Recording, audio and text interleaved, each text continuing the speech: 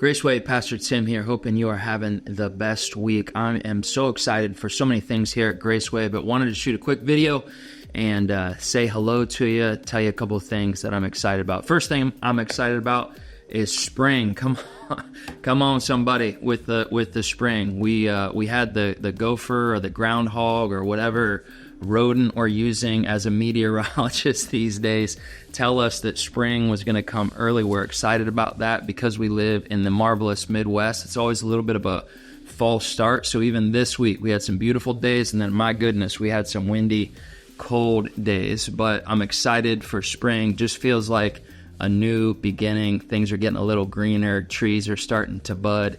And so excited to enjoy God's creation. Secondly, I'm excited about Sky Kids here at Graceway. We have hundreds and hundreds of kids who call Graceway home. We're doing everything that we can to not only serve your kids well, but to partner with you. Parenting is difficult, and so we need to partner together to point our kids to Jesus, see God's plans and purposes build up in their life. To that end, we've been offering Awana at midweek. That's been a smash success. So many of you are benefiting and being blessed by that. Make sure you say thank you to our Awana team and to our Sky Kids Dream Team. We're going to be onboarding new curriculum on Sunday mornings. It's called Bright. It is the Sunday service experience via Awana. We're putting some Graceway touches on it, but hope that you're excited about that. We really want to make sure that we're doing a good job teaching your kids the Bible, teaching your kids about Jesus. This is going to help us do that more effectively. So be praying for the Bright curriculum, be praying over those teams.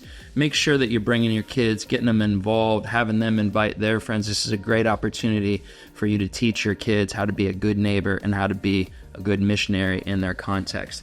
Lastly, I'm excited about generosity. Now, before you kind of roll your eyes and say, I know, Pastor, you're excited about us giving our money. Let me explain what I mean. We do something called the generosity jump here at Graceway. And we use that phrase because we're so dependent on our stuff. We trust our stuff as God more than we trust God with our stuff, and it's a bit of a jump because giving is scary. Generosity is scary. So let me tell you why I'm excited. It really has nothing to do with you giving green paper with dead guys on it. Two things. First off, the Bible is really clear in a unique way about giving. It says this: hey, it's more blessed to give than it is to receive. There aren't a lot of gifts. There aren't a lot of practices. The Bible talks that bluntly. It doesn't say, "Hey, it's more blessed to be taught than it is to teach," or it's more blessed to lead than it is to be. It doesn't talk that way. But when it talks about financial generosity, it says it's more blessed to give than it is to receive. And if you just do a quick study of the way the Bible talks about money, God is so blunt in saying, hey, if you'll trust me with your stuff, I promise I'll take care of you. If you give, I promise I'll give to you again and again and again. And so I'm excited about generosity because I want you to be blessed, because I want you to experience God's faithfulness and provision in your life.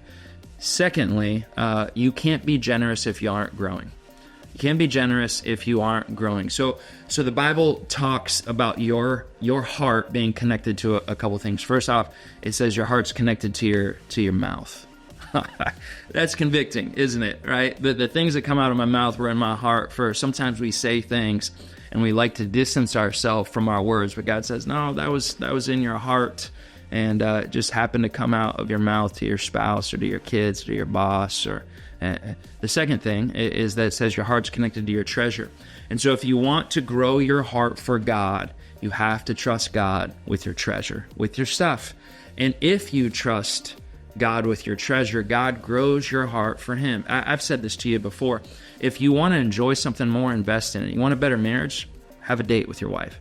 You want to have a better relationship to your kids? Spend more time with your kids. You want to love the church? Invest in the church. The things we invest in, our heart follows our treasure. It follows our time. It follows the things that we take our tangible possessions and we say, I'm going to be generous here. And your heart follows that. So here's what I know. For those of you who are generous, I know certain things are true about you. I know that God's blessing you. I know that God's taking good care of you. He promises that He will. You're standing on the promises of God, and that's an exciting thing. And I know that wherever you invest, whatever you put your time, your talent, your treasure into, your heart for it grows. And so here's the reason that I want you to take the generosity jump. I want you to be blessed, and I want your heart for God to grow. It's not a subjective thing. It's not a mysterious thing. God says, take your heart, take your treasure, connect it to your heart, and both will grow.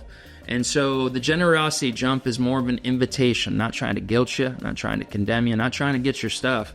I'm actually wanting you to take the jump because of what God promises to do for you, not what he says he needs from you.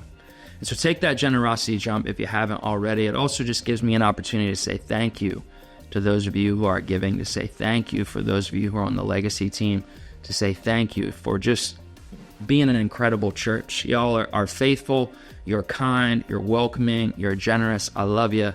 I love you, I love you, I love you. This Sunday, we're going to be in Ephesians chapter 3, going through our Everyday Saints series. Excited about that. That's been so good for my heart, just to be reminded of what God does for us. Make sure you're praying for me, praying for the service, praying for all the dream team. Invite somebody to it. Let's be a part of what God is doing. Graceway, I love you, and I'll see you this Sunday.